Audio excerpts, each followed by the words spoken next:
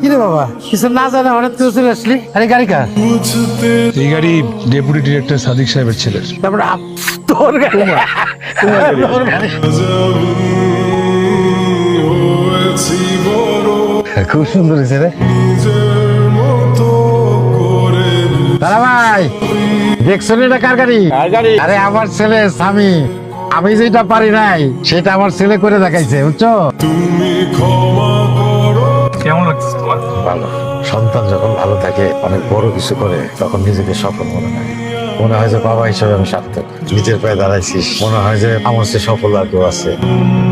আমি কখনো আমার বাবাকে জড়িয়ে ধরে চুমু খাইনি, আমার অনুভূতিগুলো প্রকাশ করিনি। আমি কখনো তাদের বলিনি আমি তাদের কতটা ভালোবাসি, গোপনে তাদের জন্য কতটা দোয়া করি। আমার একটাই চাওয়া, আমি যেন পূরণ করতে পারি তাদের সকল ইচ্ছে ও সকল পাওয়া। বাবা তুমি